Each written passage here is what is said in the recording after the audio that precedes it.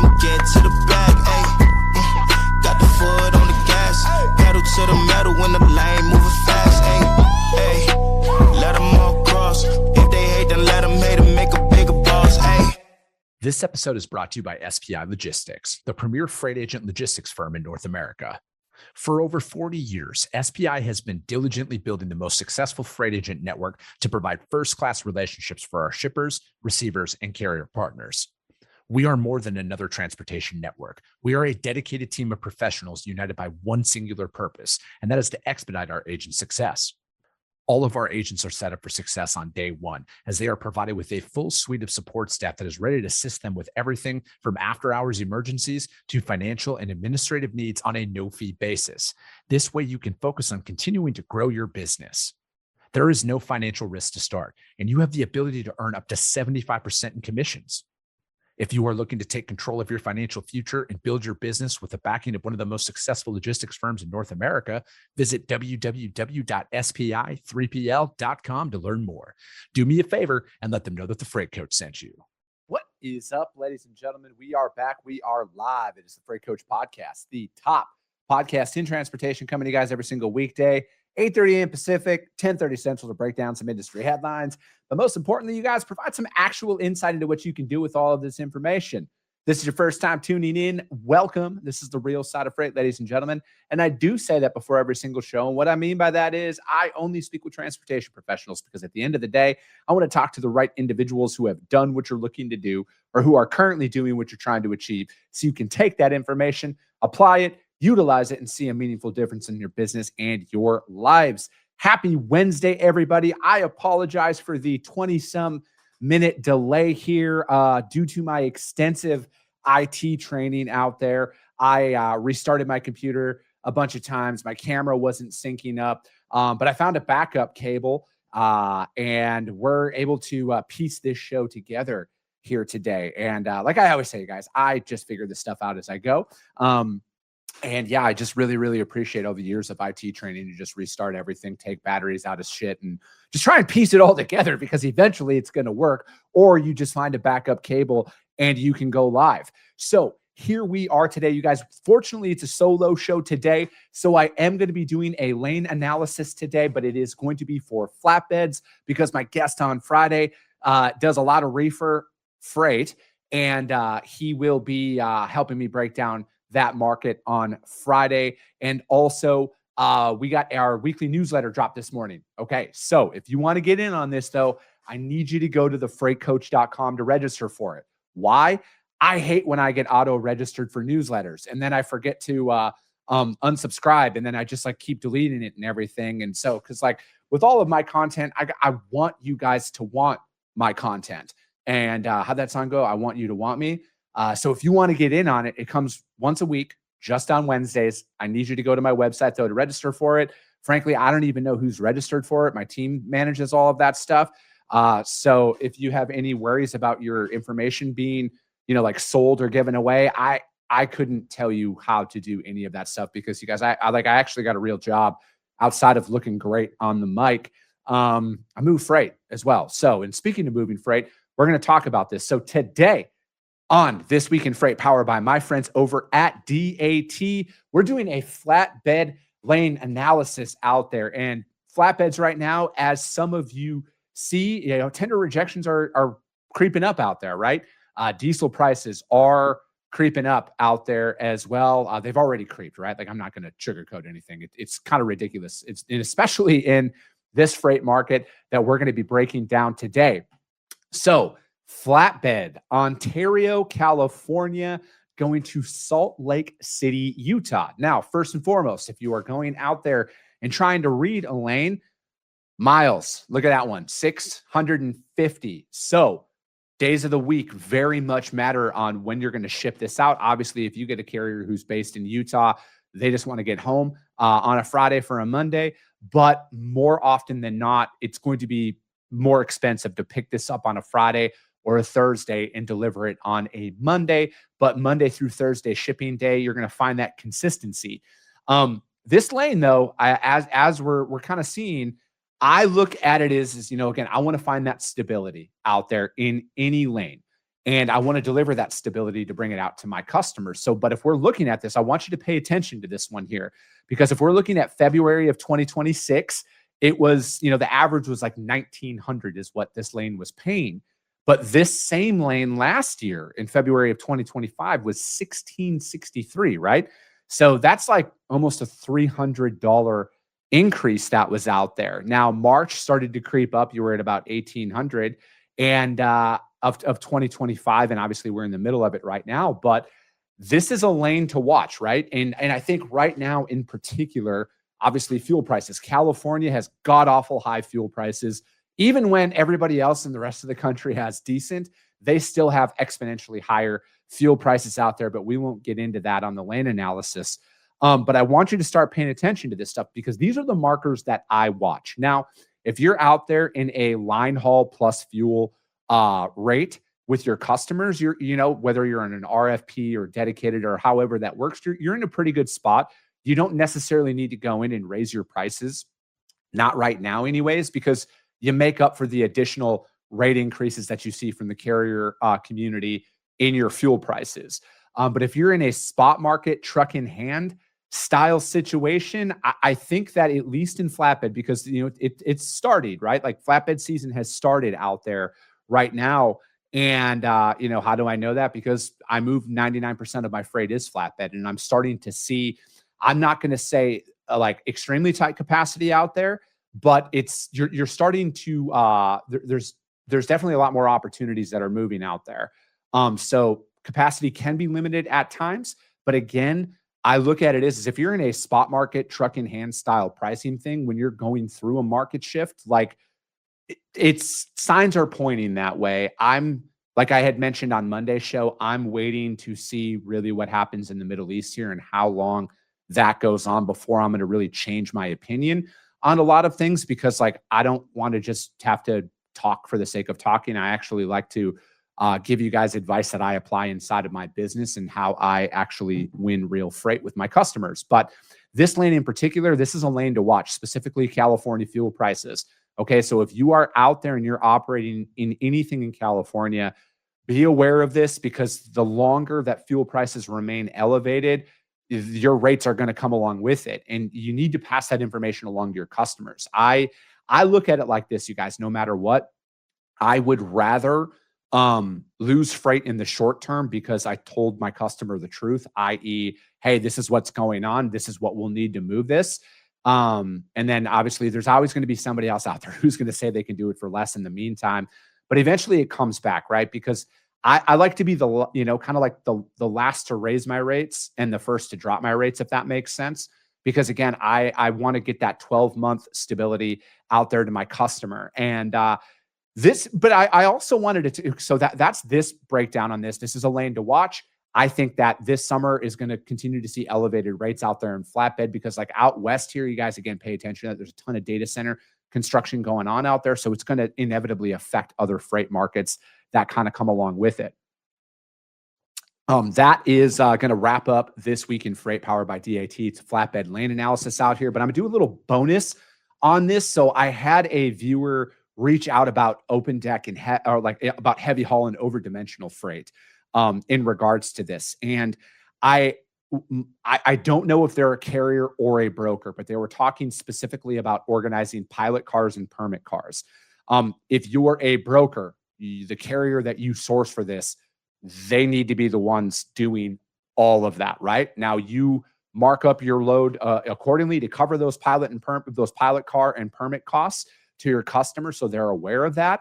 But I think one of the biggest mistakes that I see out there, and I hear because some of my friends drive heavy haul, the biggest mistake that most brokers make when they go out there is they think it's a one size fits all, like a legal dry van load or a legal flatbed load. They think it doesn't matter if it's 12 wide, 14 high, or 12 wide, 14 high, or 14 wide, 16 high.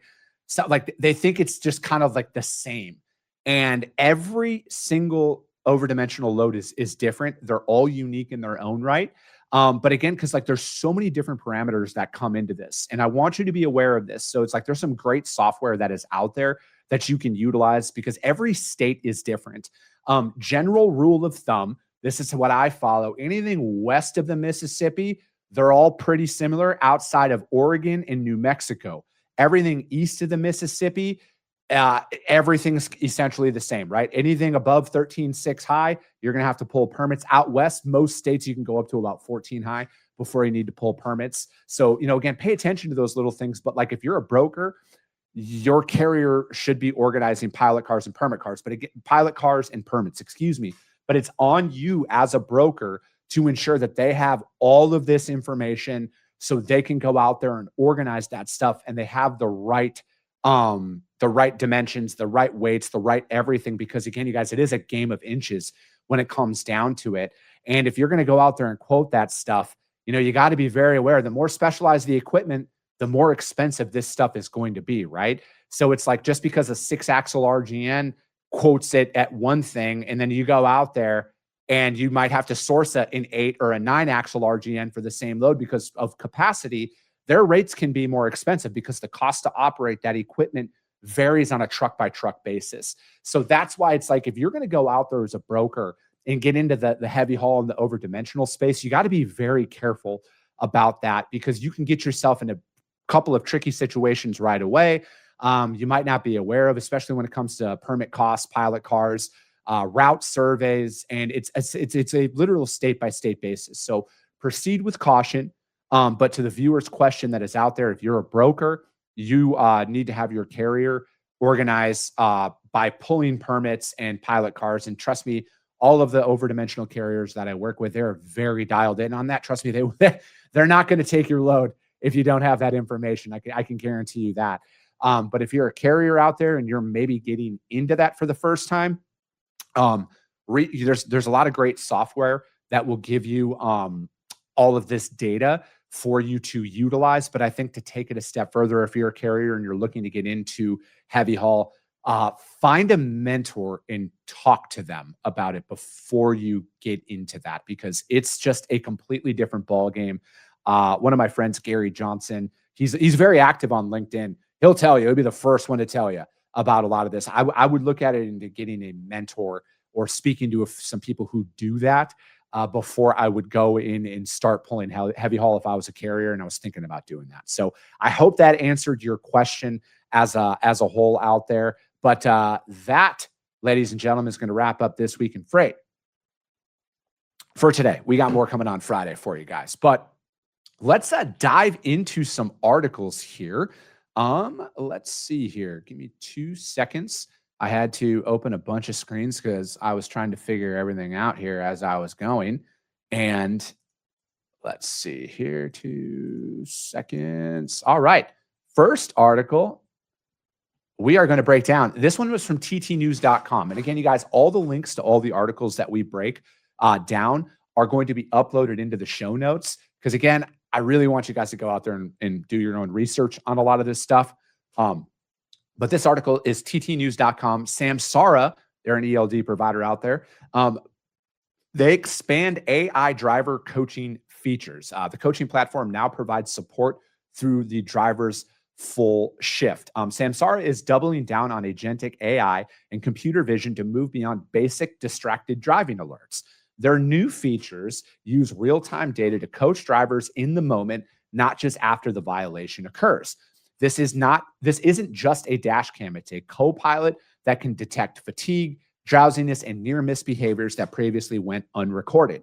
For carriers, this is the ultimate exoneration machine or risk mitigator.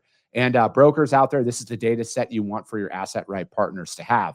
Again, like I mentioned, you guys, I don't drive, but like my entire family does.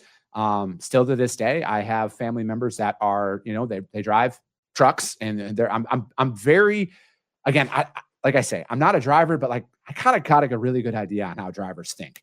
I don't know any driver that likes in like forward-facing dash cams at all, watching their every move. I'm not here to argue if they're safer or better for the truck. I'm just saying most people I know don't want them. But I also look at it is with where insurance is going, like it's such an expensive thing for your business that I think anything you can do to implement into your fleet to help reduce your premium costs, I think people are going to look at. But again, it's like I look at it is there's times out there now where again, AI doesn't know everything, but it's a phenomenal tool to utilize if you're not utilizing it. And I think that a mistake that some people go is they go from 0 to 100 with a lot of this stuff. They go from not using AI to using AI, and then it just completely screws their day up. But I think like you need to look at it as a tool to help improve your operations first and foremost. I also look at it as with where nuclear verdicts are, and this is the shitty part about a lot of this, you guys. And like I've said this on the show, unfortunately, drivers are guilty until proven innocent. I know how the court system is. You're supposed to be innocent until proven guilty, but drivers are guilty until proven innocent.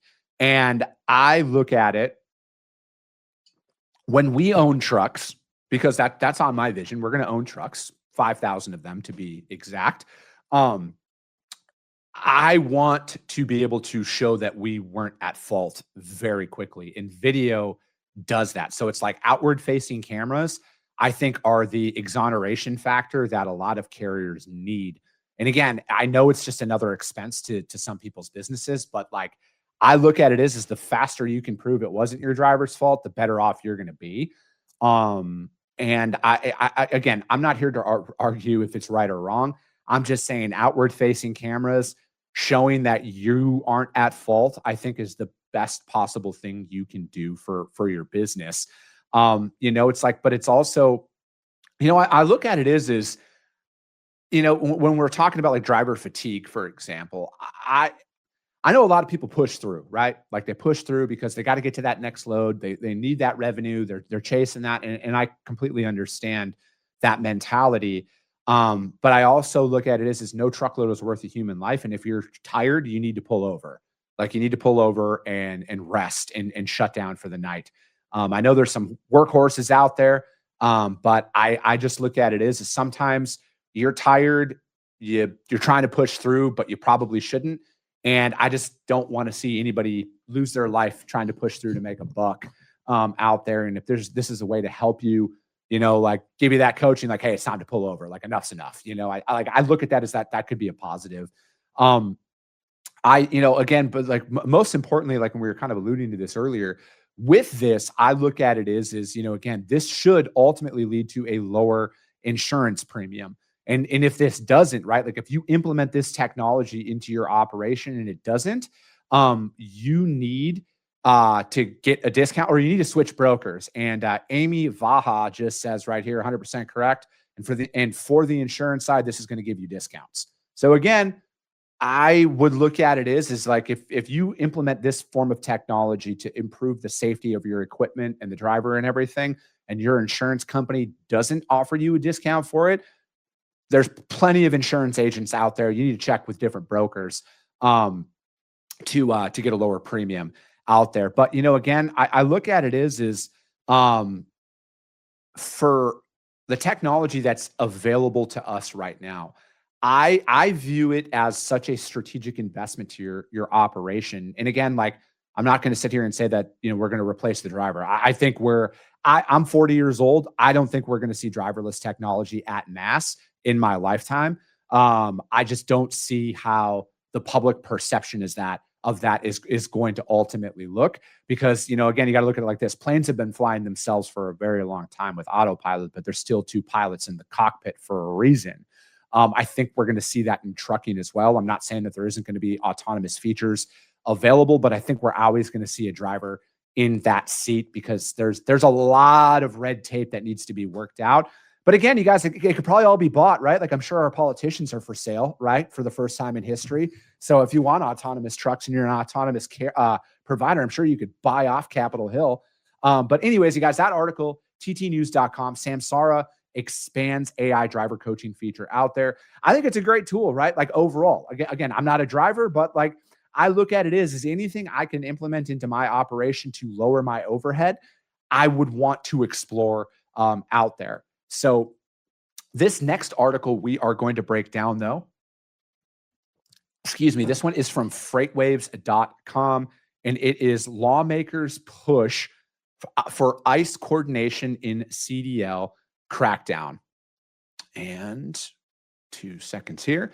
The new legislated push is calling for the FMCSA to coordinate directly with ICE to crack down on CDL fraud. This stems from reports of non-citizens or individuals with fraudulent identities obtaining commercial licenses through CDL mills. And this is the compliance hammer moving into the world of national security and workforce integrity. And it signals a massive purge of paper drivers and fraudulent authorities that have been spoofing the system for years. Now, I think like just from the optics of like the headline, it very much got my attention because, you know, like I've talked about this on the show. I don't want there to be any, like we got to be very, very clear about illegal operations and legal operations. And I think that there are a lot of people who are muddying the waters here. Obviously for clicks, right? Like, because if you're unaware, you guys, most media companies are compensated on website traffic, views of their content and everything. So they say some pretty outlandish shit to get your eyeballs on there. And so again, I look at it like this. If I was in Secretary Duffy's shoes, I think that we need to be very clear about who we're going after, because a non-domiciled CDL holder, as long as they have filed all the paperwork properly and legally and registered with the FMCSA and they're doing the thing, they're good in my eyes, right? Again, there's a difference between them and the illegal operations.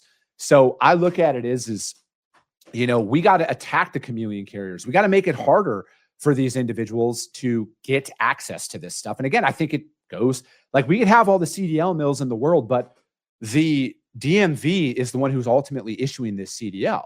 Legal CDL, right? Like I'm sure there's people who can buy it in a back alley in fucking any major city out there. But I look at it as there has to be those standards. We have to raise those standards out there. And again, that's why I had said the other week, there needs to be a set federal system across the board where whether it's in Florida, Washington, California, Texas, Minnesota, it doesn't matter. The exact same test, the exact same way to issue the CDL. And if you're proving, and if your state is proven to, because like I'm very much a pessimist and believe that it's just cash jobs under the table. They have one DMV rep in a couple of locations that they're paying off under the table to issue the CDLs and stuff like that. But I look at it as if they have that set federal standard across the board where it's very ABC 1, 2, 3, one set system. It removes any and all prejudices from this ability to issue a CDL. So I look at like that. And again, like if you're gonna be proven to have broken the law in any capacity, I'm of the mindset that punishment should be extremely severe, like extremely severe, and deter people from doing this stuff. It goes on to say that, we could see a drop in cheap capacity in the article. I think that we're past that. I think that we're with now, especially with fuel being what it is, I don't know if cheap capacity is going to exist. But again, that doesn't stop people from getting access to fraudulent CDLs. Okay. And that's where you got to cut the head off of the snake, right? And going after they're on the right path. But again, I think that they need to introduce actual legislation where there is one set way of doing all of this. And again, like I've said this on this show a lot, you guys. I think we are way beyond the point of just like a couple of, I truly think it's a matter of national security. I really do. Because if you show somebody a way where they could get access to something and then cause mass damage, not saying that people out there are, doing that, but like, again, it opens the possibility that could happen, especially when you have open borders and there's a bunch of unvetted individuals who come across and all of a sudden get a CDL. What stops them, right? Like, again, there has to be standards in place for this stuff, and we have to stop this, okay? Because there's a massive difference between illegal and legal operations. We have to close any and all loopholes that give access, easy access, right? Because like I'm not naive to think that stuff like this isn't going to continue, but they have to close all of those easy loopholes that people have been doing, because again, it's only a matter of time. Unfortunately, it's only a matter of time before terrorism comes in behind the wheel of a truck and takes out a bunch of people, or even worse, right? Like, but like that's a very real thing. And that's why I hope the DOT continues to drop the absolute hammer on all of this stuff. And again, I want to see extreme, severe punishments for those shown breaking the law that endangers the public. I think like we got to get back to that, not just in kind of across the board, but especially in trucking. Like if you're a career criminal and you're allowed to continue to do this, like what, like you got to make punishment severe. We got to get back to that. But that article, you guys, is the lawmakers pushes for ICE coordination in CDL crackdown. That one was from freightwaves.com. And third and final article we are going to be breaking down over driveonline.com. FMCSA lacks data to justify new minimum. So we broke this down a couple weeks ago, and it was talking about raising the insurance minimum from $750,000 up to $1 million. And it says in a shocking reversal from that, the FMCSA has admitted it currently lacks the data to justify federal increases in insurance minimums past the current $750,000. Despite industry pressure and the rise of nuclear verdicts, the agency claims they cannot prove that a higher minimum would directly lead to fewer accidents or better safety outcomes. This is a massive win for small fleets in the short term, but it could be a legal time bomb out there. So, you know, I agree with what they're saying, like from the sense of like it's a massive win for smaller carriers, but like I also wish somebody would come up with the data of how many trucking companies out there carry $750,000 in insurance, because like I haven't seen that, you guys, like no joke, in like 12 years. Like it's been a very long time. Almost any and all carriers I work with have well over $1 million, if not. I've seen 5 million. I've seen very high insurance out there. So it's like, I don't know, like when we see headlines like this, again, I would like to see the actual data of how many carriers out there only carry 750,000 that are actually in business, because like I just personally haven't seen it in a very, very long time. You know, but you know, talking about the safety of it again, like that, I think like the FMCSA, Federal Motor Carrier Safety Association or Administration, if there's no line item that shows like, hey, carriers with 750,000 are more dangerous than $1 million, that's what this article is saying that they couldn't find, right? Like they couldn't have any tangible proof that a higher insurance premium led to safer roads. And that's where this came down. And, you know, I look at it as again, I don't know all operations out there. I would assume that the carriers that only have 750,000 are few and far between. So I don't know if they're even out there. So again, I can't really comment any further about that. But you know, I see it as is, you know, you got to create your own standards, right? And I think most brokers do this as a whole, that they won't work with carriers under a certain amount of things, right? Like just look at authority. There's plenty of brokers out there that you won't work with the carrier if they don't have authority for 6 months or 3 months or 12 months. I don't know. Most brokers have a very individual approach to how who they will and will not set up to haul their freight. So I see a lot of this stuff. If we see this out there, like I wouldn't book a carrier that only had 750,000 in insurance, mainly because 90% of the freight I move is like $250 cargo value, right? So it's like if they don't have 250,000 in cargo, I guarantee they don't have, you know, that they won't, that, okay, let me clear it up.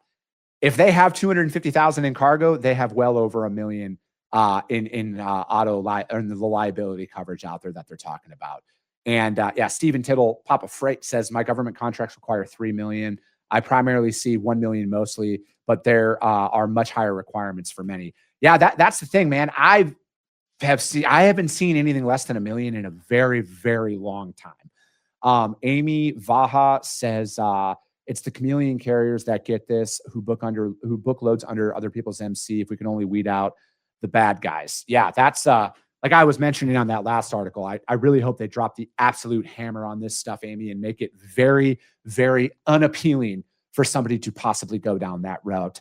But that article was from overdriveonline.com. Again, I'm not necessarily surprised at the FMCSA issuing this because, again, they can't prove that the roads are any more or less safe with that. But to anybody who actually moves freight, I haven't seen anybody with 750,000 in coverage in at least over a decade at minimum out there. But that article is it, and that is going to be it. And again, you guys, sorry for the delay earlier today. I just try and figure this out, and I'll just be honest with you guys. My shit just wasn't working. I just restarted it a bunch of times and found a backup cable, and we're good. And we got the show done. And now your boy's got to get back to cold calling and moving some freight because we got freight moving. That is going to be it for today, ladies and gentlemen. We do have a guest on tomorrow and Friday, like I had mentioned. So yeah, we'll have some more guests back on the show here this week. And as always, if you got value in what you heard and you're not subscribed, subscribe to the show. If you're feeling ambitious, rank that show on iTunes and Spotify, because if you see value, your network's going to see it as well. I appreciate you guys. I love you guys, and we'll be talking to you soon. Came back with a bang, window down, yelling out money, anything. Hey, ooh, got the foot on the gas, pedal to the metal when I'm getting to the bag. Hey, got the foot on the gas, pedal to the metal when the lane